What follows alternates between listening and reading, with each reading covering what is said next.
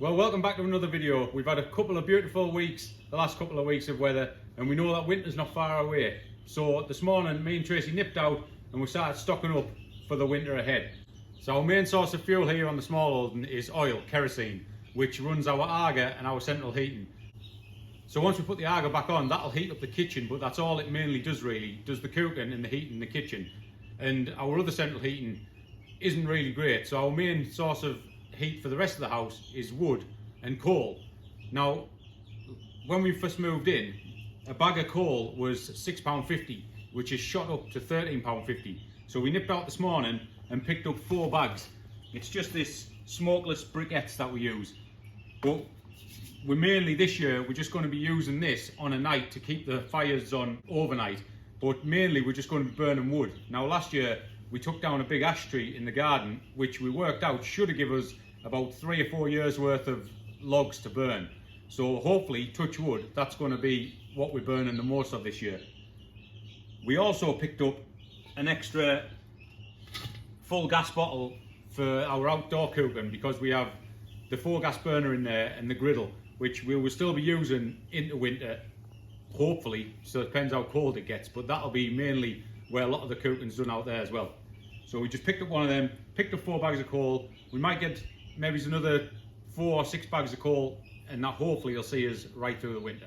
So we're just going to get this stored away in the garage so it keeps it nice and dry. I've got another few jobs on. I've got a bit of a job on in the barn, which I'll take you over in a minute and show you. And I've also got some tarpaulin to throw over the wood to keep all that dry. But while we're in the garage, might as well show you the chicks.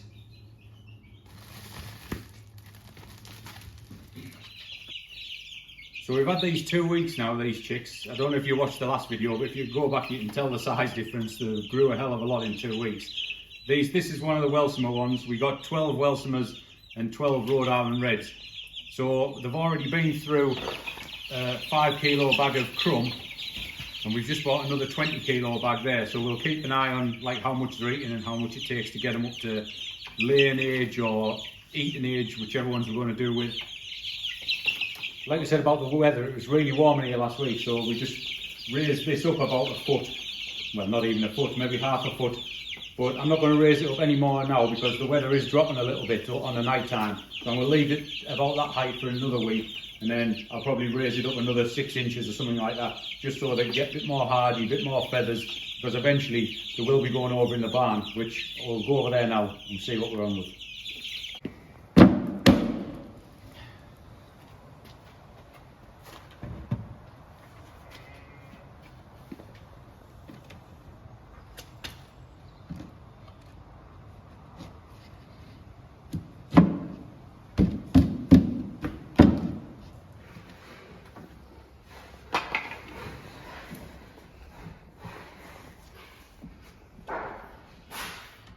Sorry, isn't it? It's really good. Well, as well as keeping us warm in the winter, we need to keep the hens warm and dry as well. So, perfect opportunity to show you around the little barn project we've got on. We haven't got as far as we wanted to because I'm still waiting for a lot of timber to come, and that's on hold at the minute. So I've managed to finish this one off 90%. I've put a door on, I've put this shelf in here for the hens, I've put 2 perches in there for them to roost on, and what we're going to do is just going to cover this in cardboard so that when they make a mess we can just pull the cardboard off, clean it and redo it again. I've got it raised off the floor so I can maximise the floor space so they can walk about, because what we're going to do, we're going to hopefully get them in tonight when it's finished. I'm going to put some net on the top so they can't just fly out, and we're going to just keep them in here for maybe a week with not letting them outside, because they've gone off lay, or if they haven't gone off lay, we can't find the eggs wherever they lay. They're laying them all over, so we just can't find them, and we need to know how many eggs we're getting off them. I think there's 14 in here, so this is more than big enough for them. So I've just picked this up off Marketplace for free, and it'll make ideal nesting boxes. I mean, there's 9 boxes for 14 hens. That's more than enough. Maybe 6 would be enough, but this is what I got, and it was for now, so I went and picked it up. So I'm just going to put a little front on each one so that when we put the sawdust in, or the shavings or whatever, it just won't all fall out. I'm also going to put a little slanted roof on there, which will encourage them to go on the perches rather than sit on here. because they don't have to make a mess on any flat surface, which as well, flat surfaces, I don't want them sitting on here as well and making a mess of all this timber, so I'll find something just to put across there to encourage them to stay off there as well and on the perches where they're supposed to be. And then when I do get a door cut in eventually, they'll just go out into the orchard. So we're thinking about hanging the food and water there, which maximises the floor space as well. Like I say, there's going to be 14 in here, and it's way big enough. But I've got a pen to build next door to it, which is going to be exactly the same as this. I've got all the pallets now, I just need to wait for the timber to go on the floor. But if it's not going to come, I might just use something of what I got. With timber being so expensive, I don't just want to go out and buy timber just to screw to the floor. So I might just try and see what I've got and get on with that, because like I say, it's been on hold at the minute. So I'm going to try and get this one finished by the end of the day, and then we'll get the hens in tonight.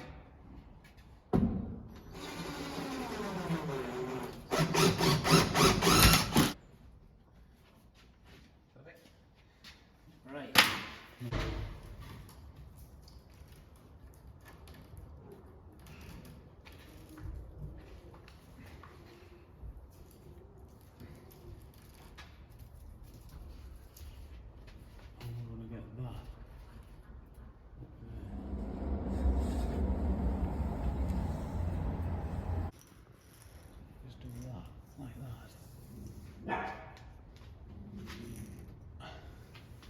Keep it out my way, doesn't it?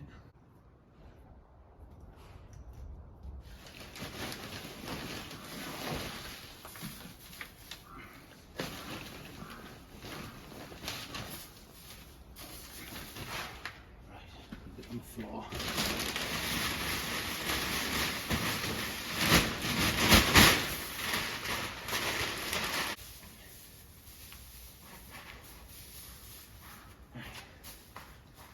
Pointless leaving it, making it too tidy. They'll soon make a mess of it. Right, so that's it, finished. Let's have a look around. So we've got the nest boxes done. All I've done for the front of these is just took some lats off some pallets just to prevent all the bedding from coming out.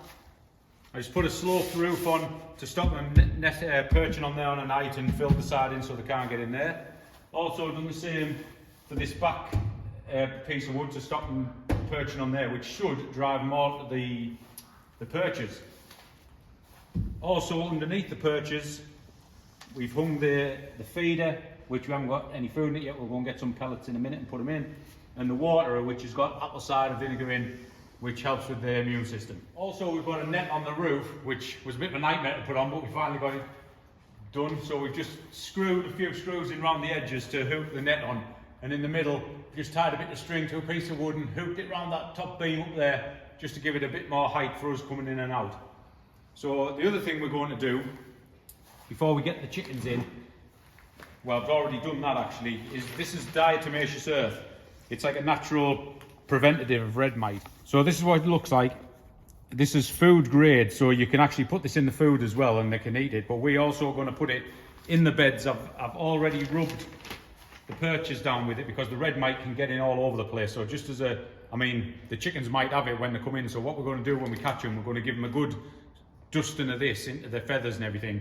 And we're going to put it in the nest boxes as well. So I'm just going to get a bit of that in there now, and then hopefully we'll go and try and catch the hens and bring them into the new home. So the diatomaceous earth, our understanding is that it's a very, very fine, sharp powder that to us as humans and the birds, it doesn't hurt us. But for the red mites or for whatever other bugs, our understanding is that they find it very difficult to walk across, quite abrasive for them to walk on, so it really discourages them. Hopefully they won't have red mite when we bring them in, but of course that's always a worry for any poultry keepers. That's why we're going to make sure that we dust the whole place in it. The birds themselves, Stephen's just putting it on the ground now as we speak. And the reason that you can put it in the feed as well is that it's a natural dewormer for the same reason. As they ingest it, it essentially just gives the intestines a good clean out. It doesn't harm the birds in any way whatsoever. It's 100% natural, but it will help encourage any worms to disappear if there are any inside them. Looks like we're ready to fill the feeder up and go and get the hens in.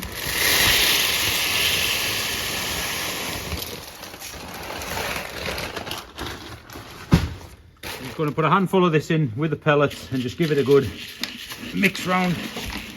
Get it right to the bottom. Yeah. They'll just ingest that without even knowing it. Right, that's all ready. Let's go see if we can catch some chickens.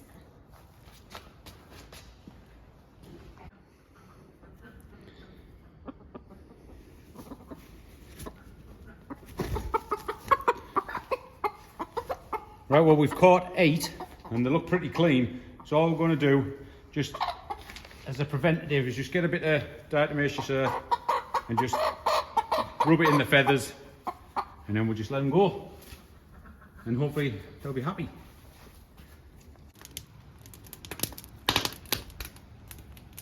Well, we've just had half an hour running around the paddock trying to catch the chickens, and we can't catch them. So we're going to take an hour out, have a bit of light refreshment, while we let them go to bed and get on the perches. Then we'll just lock them in the shed and we'll go and catch them then. But meanwhile, just thought we'd show him. My dad popped round today and the guy was throwing this out. So my dad give it a spray up with some black heat-proof spray and brought it round, and it's ideal.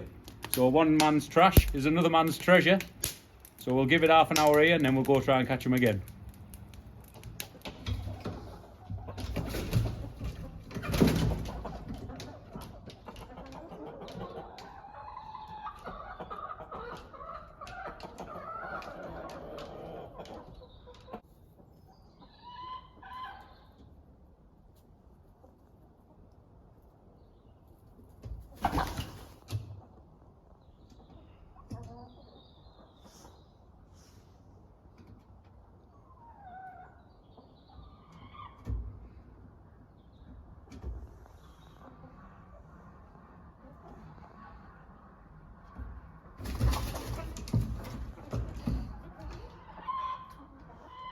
Well, as you can see, all the hens have found the perches.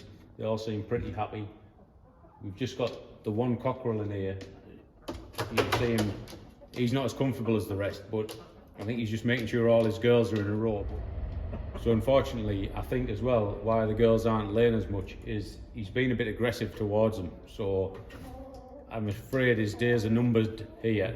And unfortunately in the animal world, us males get a rough ride. So tomorrow he'll be going the distance and he won't be going to waste. We'll be using him for stock and for meat. So we'll put that in another video. So all that we'll have here is all the girls. I think we've got 14 girls in here. So at least we'll know how many eggs we're getting off the girls. I mean, it's coming into winter now anyway, so they will go off a bit, but at least temperature changes won't be as severe. So they should still be laying at this time of year. But we'll see. None of them can get out. They've been testing the boundaries and checking the net out and everything. So we've just been watching them for 10 minutes or so. But they all seem pretty comfortable. They've found the place. So we're just going to leave them for tonight. Turn the lights off, shut the barn up so it's all nice and quiet, and just let them get a good night's kip. We probably won't get the eggs for a couple of days anyway off them with dragging them out of the shed and bringing them here and disrupting everything. But we'll see what happens.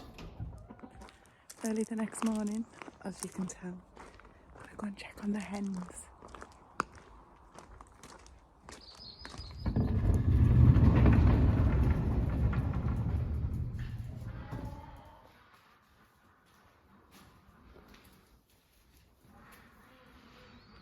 Good morning, everybody.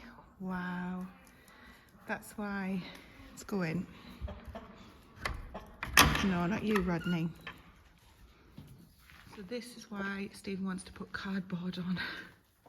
This is one night of just a few.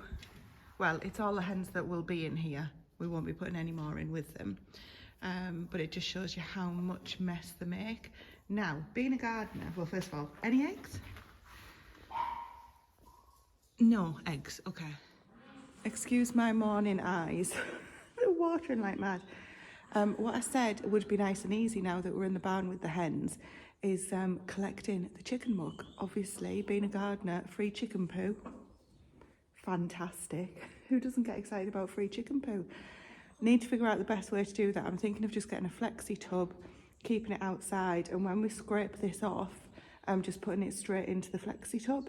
Obviously, if we've got the cardboard on top, I'm not sure that's going to work now, because you can't really scrape the cardboard off. It's going to get super duper messy. We'll see. Anyway, we'll get to it. But point being, the chicken poo will be fantastic for the garden and for the compost heap. So we'll do that. I'm going to leave these be. No food, no water needs to be done. Obviously, this what's in here will last them a good couple of days. Then we'll change the water out. All I've got to do this morning now is the ducks and the goats and go and see what the dogs are barking at. No idea what they're barking at. I'm going to get the chicken food that Stephen and I left down here when we moved the chickens last night. And then I'm going to let the goats straight out into the paddock this morning. As you guys know, they've been getting let out more and more, just so that it's not too quick on the digestive system. I'm just going to close that so they don't go in there. But they will come and eat the chicken food if I leave any out. So I'm going to grab this. What are you barking at, mister? Go on, go, go, go.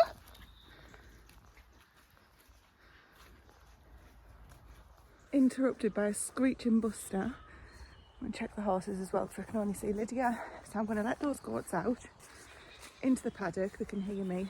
I need to close this gate up here first so that the ducks don't get into here. They can have their food up on there a little bit. Hopefully it'll be the ducks soon, as soon as Stephen can get the rest of the timber that he needs. Because it's going to make such a difference having everything in the barn. Honestly, can't wait. Right, that's locked, so the goats should be fine. No other food out here. Gates are all locked, so let's let them out. And then I'll set my alarm to come back out and get them in an hour. That'll be fun actually. Grace isn't here. She tends to do the chasing round if they don't want to come in. We'll figure that out. Good morning, darlings. Come on, this way. Here. This is open today. Hello. They've run straight into their pen, clearly not feeling the grass yet. So I'll set an alarm. I'll come back and see if they've took themselves outside. Hello, darling. How are you doing today? How are you doing? See, the gate's open. Not bothered. Okay. You can see all the fungi on these different logs that we've got. The goats don't bother with them, thankfully.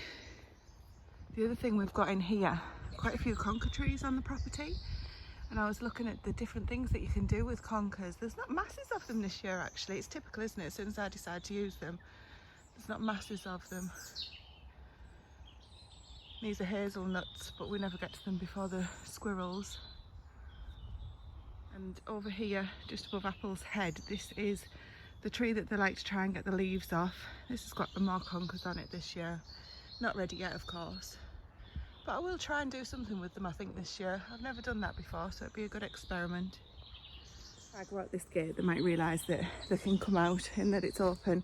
The other thing that I want to do today, talking of doing things with the conkers, is get the apples. They're about middle of September for me, for the cooking apple trees is always good. Are they coming? But you know, I can't wait to get all this tidied up out here, but not to worry about today. I'm not coming. Yeah, there's quite a few apples that I want to get to, so I'm going to get my thick gardening gloves on, which sounds very wussy of me, but because they can have so many wasps hiding in them, you know what I'm like with wasps, especially at the moment. So I'm going to get those on. I'm going to get those picked. Stephen might help me, but these dogs are waiting for me. Oh, there, the goats have just found that the paddock's open for them, so I'm going to leave them for an hour today. And we're going to put them out later on for half an hour as well. This is just in an effort just to get them ready to be out all day, basically.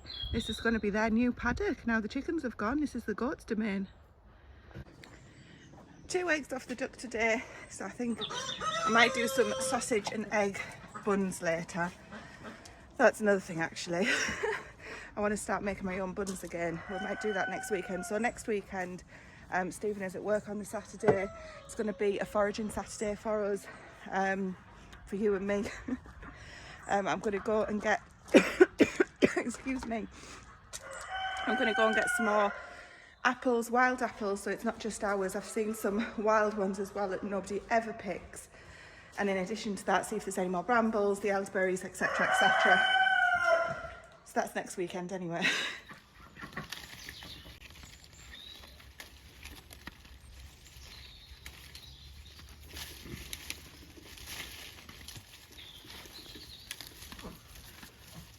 There's like 3 huge ones there, yeah.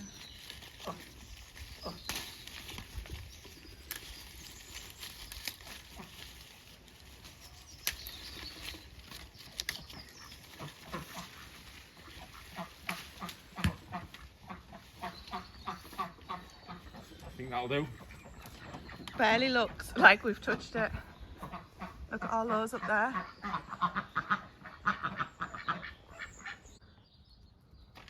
Now that we've got the apples done, I've started to replace this on the log pile for the winter. So as you can see, the eyelets are gone in it. It's got a few holes in it. So I've just gone and picked in another new bit of tarpaulin off eBay. I think they're about 15 quid. And we get a couple of years, 3 years out of it. So this one will go over on the pile that I've just cut down in the field. And this new one, I'll just go up on them hooks up on the top there and keep that dry. This is our main log pile that we use, so it's near the house. We do have another couple seasoning lying around the place, so all we'll do, we ran this one last year. It wasn't as high as this, but we ran it down. You can see the different colours of logs. This is mainly all ash, and we ran it down to here last year. So obviously these ones at the bottom are older, which is not ideal. So this year, or if it lasts us 2 years, we'll just run the whole thing to the bottom before we refill it.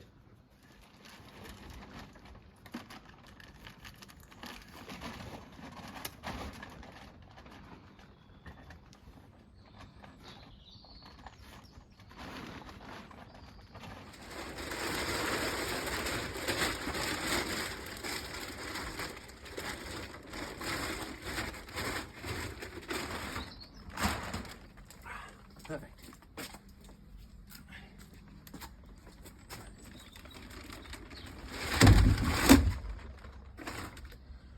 That's them done. They must have changed the eyelet holes since the last time we bought it, so I just had to replace the hooks, but no problem. That'll keep it nice and dry. We have got plans to put a permanent roof on there. We've got a load of tiles left from when I did the outdoor kitchen, so I'm planning on building a new roof for that with like tiles, so we don't have to faff about doing that every year. But until then, that'll be fine. See if there's any eggs. There's one on the nest.